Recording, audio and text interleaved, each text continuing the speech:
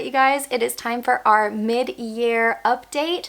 This is a collaboration hosted by myself and Devine over at Calm in the Chaos Homeschool. I'm going to link the playlist down below in the description bar, so make sure that you check it out when you are done with this video. We're all going to be joining in and just letting you guys know how our homeschool years are going, what's working, what's not working, and everything in between.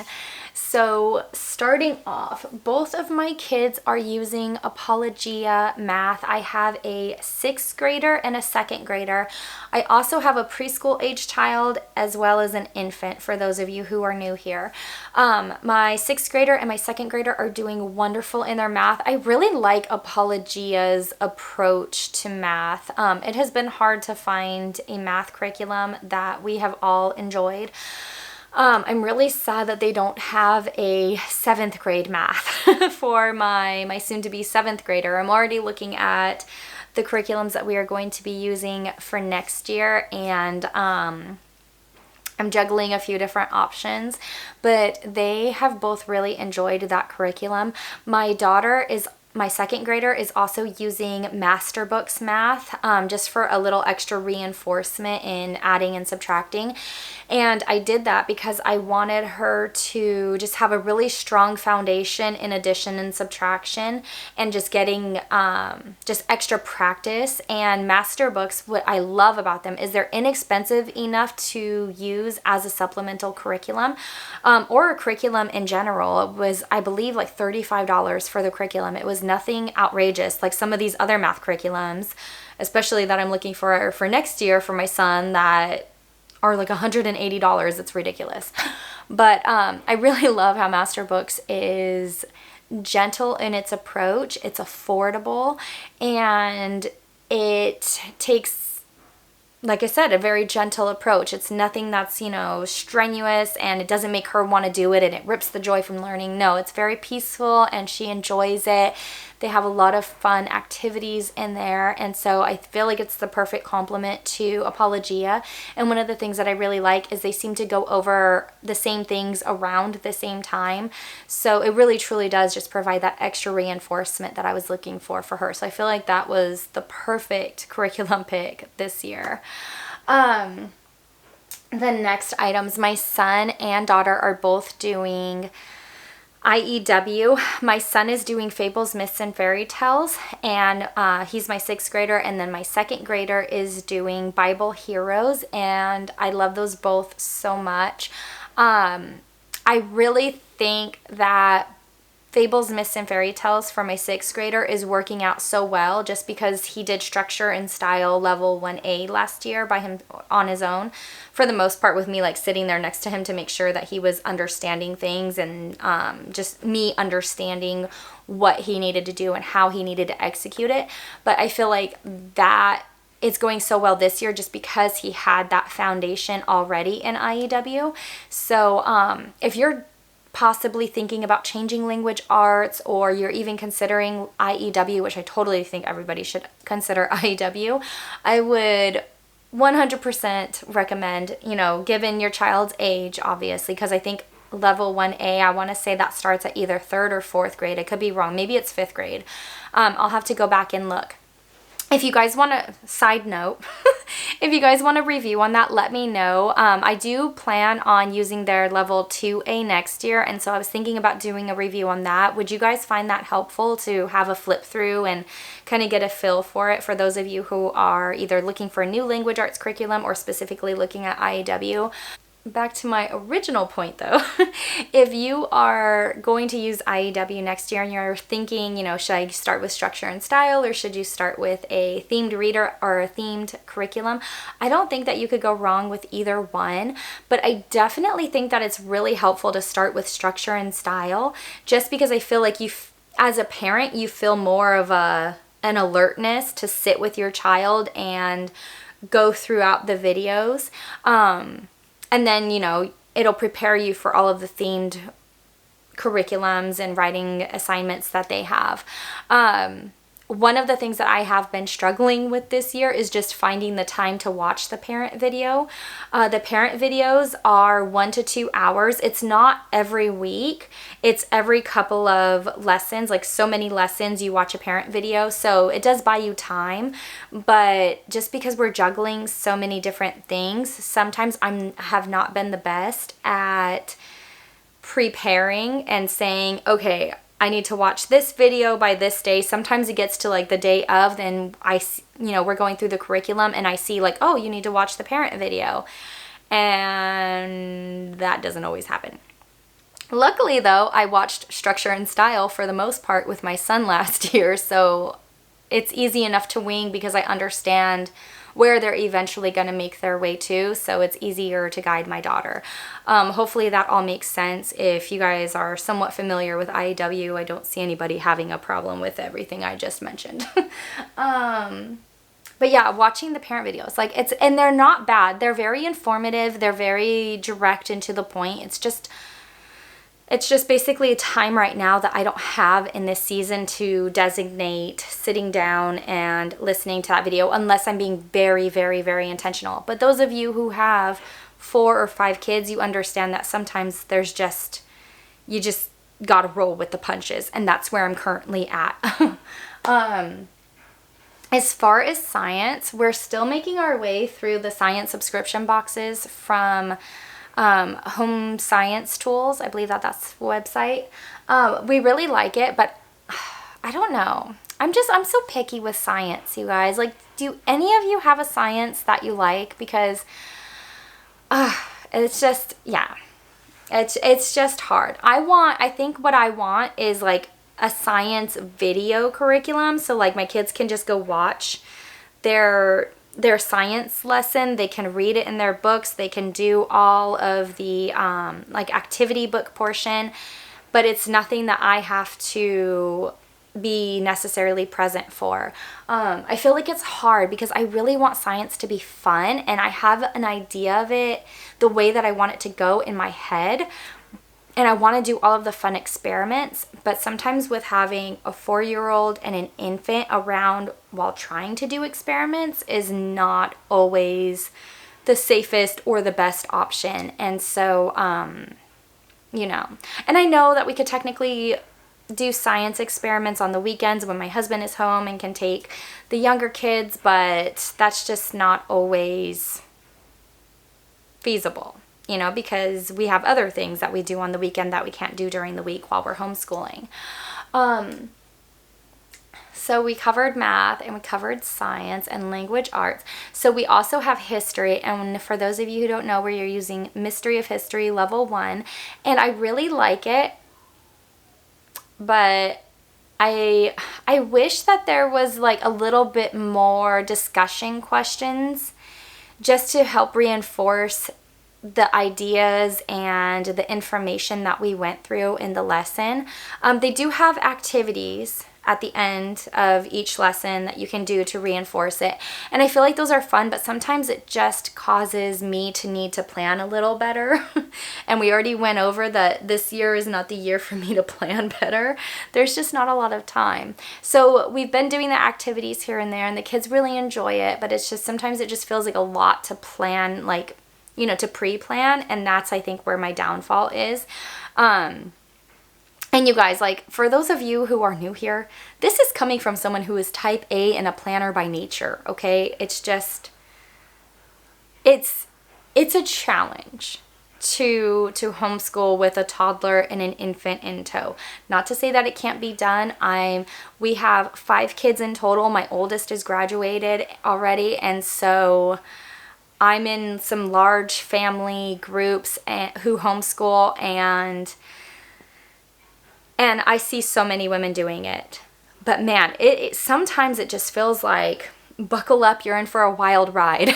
Nothing is going to be as you pictured it. And I think that that's the big lesson that I'm learning this homeschool year, is to just let go of any idea of what you want your homeschool to look like and just do the best that you can with what you have. And that's basically just where we're at this year. I'm looking at all of our curriculum to see what I'm forgetting.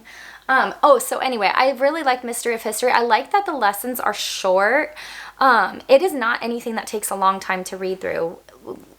Per lesson, we do 3 lessons a week, and per lesson, it's about 15 to 20 minutes to read it, and then whatever time you want to spend on an activity. And I feel like this is really great because if I want, we can do history 2 days a week, and I can just read 2 lessons without it feeling overbearing, or just, to the point where it's like, I am so done with reading, or where my kids get to the point where like, I am so done listening because I'm just taking in so much information. And then on the second day, you can read the last lesson and then do all of the activities. It's very flexible, which is what I really like. I just wish that there was a little bit more like actual discussion questions instead of just activities, if that makes sense. Because I feel like when you have discussion about what you just read, then there's a little bit more learning, and then you pair it with activities. I feel like that would be really great. I really, really, really do like their pre-test and their post-test that they do before each lesson. That my kids have actually really enjoyed like the testing portion of it all. So I'm pleased with that. I just don't know if we'll do it next year, just because I feel like if I choose to do it next year, and I already have their lesson 2 purchased, I feel like if we do their curriculum next year, what I would want to do over the summer is go through each activity and maybe have things already like pre-made or pre-cut or pre-purchased, and just have them bagged like, this is lesson 1, this is lesson 2, this is for lesson 3, this is for lesson 4. So then that way during the year I just have to pull out the bag with the lesson and it's already done. I know that does not take a long time to necessarily put together like one lesson at a time, but I feel like if I can do something that would save myself, anywhere from 5 to 20 minutes putting things together and just pre-planning, I feel like that would be so helpful, and that would help us to execute things a lot more. So if you're in the same type of season like we are, where maybe you're going to be welcoming a new baby next homeschool year, maybe you're going to have a very active infant by next year and a toddler as well, I feel like that is something to keep in mind, is taking the summer and really preparing things just to save you that little extra bit of time to help you execute your lessons better. The last curriculum that we are using is Bible Road Trip. And I really love that curriculum. The reason why I chose it was because I was sick of doing topical Bible studies. Just things that kind of like hit the surface but don't really get into like the meat and potatoes of scripture. And so I really, really love that it executes that very well. They have 3 levels. We're doing their level 1. And over the course of the 3 levels, you go very deep into the entire Bible. So I believe level 1 goes from Genesis all the way to Esther. I could be wrong on where it ends, but I believe it ends in Esther. And I really love that because you do a deep dive into scripture. You're memorizing a Bible verse every week. They have craft activities. They have additional books that you read. You pray for the nation and, different countries. And I absolutely love all of that. But the only thing I don't like is that it takes us about 45 minutes to do that. And sometimes it's just so long, and when we have other curriculums to do and I'm trying to juggle life with my toddler and my infant, and then just all of the disruptions that they sometimes present during the day, and then just regular life stuff and appointments and things like that, it's been a challenge to do it and to do it well. So I don't know how I currently feel about it. And I know that I could choose to just go through the curriculum a little longer and shorten our lessons, but I also don't want to be in one curriculum for 2 years or 3 years as we slowly make our way through it, because I feel like that would just eventually get a little old and tedious and boring, and I don't want to do that. So I'm considering what to do for next year. I have an idea, but I'm not completely sold on it yet. Do you guys have any Bible curriculum recommendations for next year that does a deep dive, but without taking, you know, that long. Maybe something that does a deep dive, but within 20 to 30 minutes. I would appreciate any advice that you guys have, any curriculum recommendations. Some of our extracurriculars we have done, but we haven't done it consistently. I really wanted to do our extracurricular stuff as our morning basket time, but even that has been a challenge. We haven't even really done a lot of morning basket stuff. If anything, we do read alouds, but that's sometimes kind of hit or miss depending on the week. I feel like this year has been really hard, and I feel like every time I do one of these check-ins, I'm like, this year is really hard, you guys. Like, maybe just every year is going to be hard. Maybe our first 2 years were easy and smooth sailing, and that was the Lord working on my heart to get, you know, our homeschool off the ground, and then maybe just every year is going to be hard. I don't know. Maybe it's just the season. I feel like every year is hard, but for different reasons. All right, before I move on to other things, let's talk about our read alouds for a minute, because you guys know I love a good book. So we recently got Hungering and Thirsting from Lamplighter Ministries, the audio drama. I'll post a picture of it here because I forgot it in my car, and it is so very cold, and so I don't want to go run out there right this minute. But that was such a great book. It's about a group of kids, and they are all physically hungering and thirsting because they live in poverty. And one of them comes to hear the term, "Blessed are those who hunger and thirst." And she starts a desire to know what that means and how are you blessed when you're hungering and thirsting. And then the story just weaves through multiple kids' lives as they learn what this is, and they all come to know Jesus and what it means to hunger and thirst. And it was such an exquisite story. And I will say, if you guys have not heard of Lamplighter Ministries or their audio dramas, you need to check them out. I personally do not really care for audiobooks. I think it really depends on who is reading the audiobook, because sometimes it's just very monotone, or sometimes like whoever is reading it, they start changing their accents, which is not a bad thing. I think it pulls you more into the story, but sometimes like it's just weird. You know, like, I don't know. You just know. If you're like me, you just get it. Where it comes out weird when they start changing accents, and then it makes it hard for my brain to follow. Like, okay, what character are you now, and what happened? But the Lamplighter Ministries audio dramas are so good. It's like listening to a movie or a play being done instead of just listening to a story. Every character is done by somebody different. It's very easy to follow along. They have some songs weaved in throughout the story, and it's a beautiful way to listen to a book. And that has been something that has been so nice to listen to during some of the days that we have just been in the car all day long. We've just been listening to the stories, and that's been a really fun way to pass that kind of boring, everybody has to sit still kind of way. And so I definitely plan on picking up more of their audio dramas. They are so very good, and you just can't go wrong with them. So that book was called Hungering and Thirsting. I will have it linked down below in case you are interested in checking it out. It was such a sweet story about children coming to know Christ and what it means to hunger and thirst, to know his word better. And I loved it. I think that my son said that was one of his favorite books that we've read so far this year. So it's definitely a winner among all of us. The next series that I want to share with you guys is the Who, What, Why from Danica Cooley. So it's 3 books. It is Who Was Moses?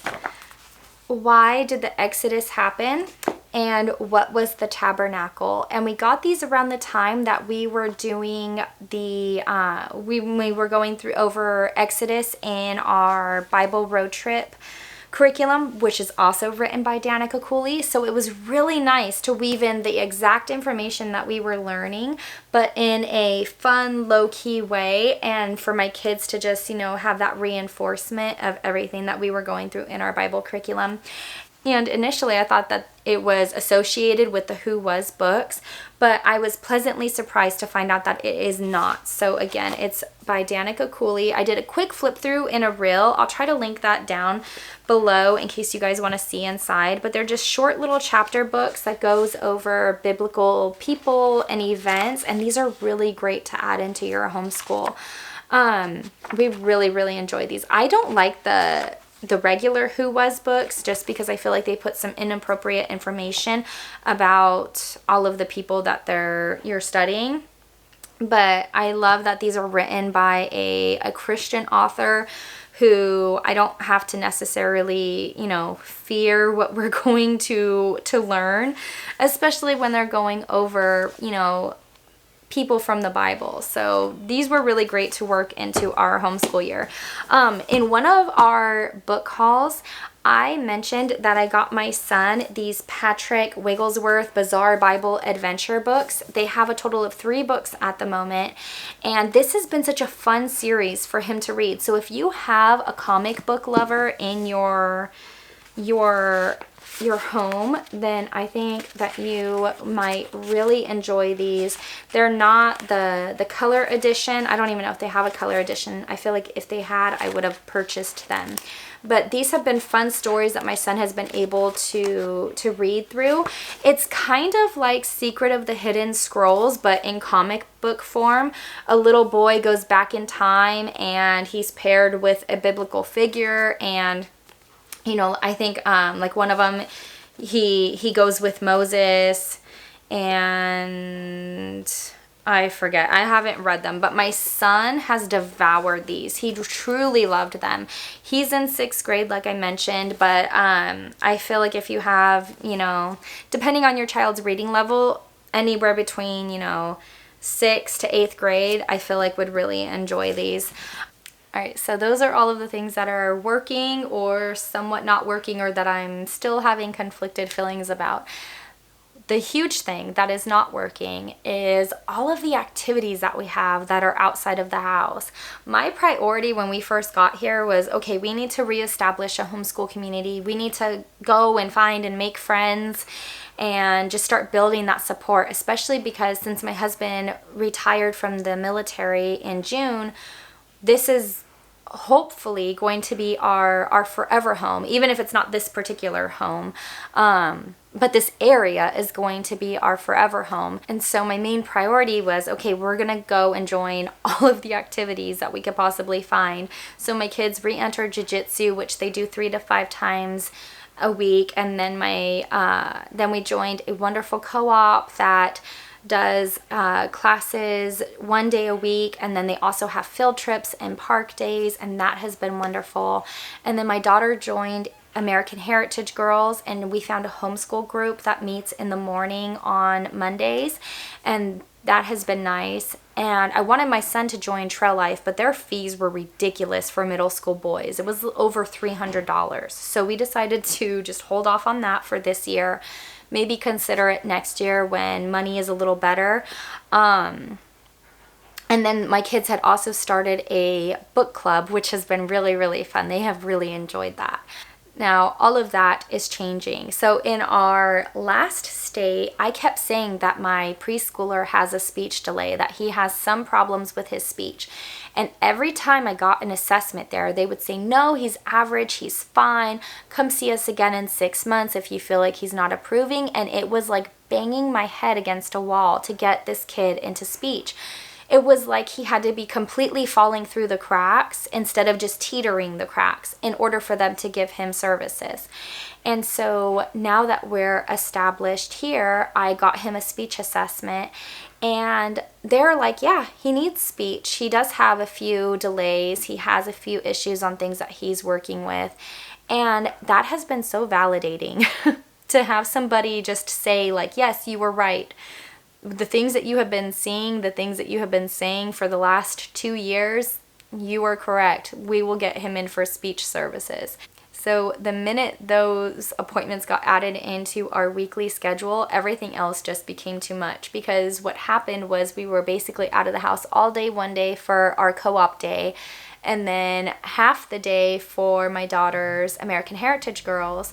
But now his speech appointment is after that event, and so we're out of the house all day for 2 days throughout the week. And so that only leaves us with 3 days to homeschool. And don't get me wrong, I mean, we can do car schooling and all of that, but sometimes it's hard to car school when you have one child who can work independently just fine, but then another child who is still learning their foundational things and can't do everything independently. And then you're driving while also having to tend to a baby and a preschooler while you're doing all of the driving.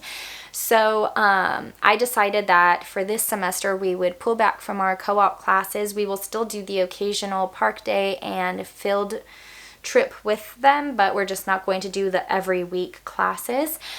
And to some degree, we're even going to pull back on American Heritage girls. We're really just going to focus on being at home for this semester, because there's 2 of our curriculums that we are getting pretty behind in. Like, we just got to quarter 2 in them, and we should be entering quarter 3. And I know that that's not like a huge delay, but I do want to have our homeschool curriculums finished, or at least mostly finished, by the end of the year. I don't want to feel like, oh, we only got through like half of it. And I know that that's not the worst thing in the world, but for my personality and the way that I like to approach our homeschool is getting at least most of it finished. It doesn't have to all be finished, but I would at least like, 75% of it to be finished. And just the rate that we're working at with being out of the house so much, we're just not getting where I want us to be. And so we're going to pull back on those things. We're just going to focus on my preschooler. So much of our time is focused on the big kids. I feel like, for this next 6 months, we can focus just on the preschooler and help him get where he needs to be for speech, because in the next year or 2, I'm going to be teaching him how to read, and I want him to overcome some of the articulation issues that he has. So then when we start reading, that's a smoother process for him, and he can build his confidence with reading instead of me saying, "What are you saying?" And then, we have those issues. So that's been a struggle, because my kids have made some good friends in co-op, and they have enjoyed their time there, and they were very disappointed that we're not going to go. But I also had to remind them that it's not forever. It's just for this one semester, and that we'll still do things with our co-op group. So if you're in the same boat and you're like, oh, I don't want to go to co-op this semester, but I kind of feel like I need to, it's okay. It's okay to take a break, okay? It's okay to not do it all. I know that us moms, we get into like the super mom mode where we just want to do it all, and we want to check all the boxes, and I've been struggling with that so much myself, where I'm carrying the burden of doing it all. But I think I'm finally getting to the point where I'm like, it's okay to not do it all. It's okay to only do half of it. I'm still going to be a good mom even if I only do a quarter of it. It's not going to make or break whether or not, I'm successful as a mom just because we did everything on the hopes and dreams list, or if we just did a very small fraction of that. So that is how our homeschool is going this year. It's a little rocky, but we're getting through it. It's not, there's not really like big struggles. It's just being out of the house too much. That's our struggle. So I would love to hear how your homeschool year is going. Let me know down below in the comments. If you like this video, don't forget to give me a big thumbs up. Hit that red subscribe button. Go check out the playlist. See how all of the other moms' homeschool years are going. I cannot wait to go and see what everybody is successful at or struggling with, just to get some encouragement on both ends. Let me know that I'm not the only one who just feels like I'm on this perpetual struggle bus. Yeah. Share this video with your friends if you think it'd be helpful for them to listen to. And I will see you guys again later. Bye.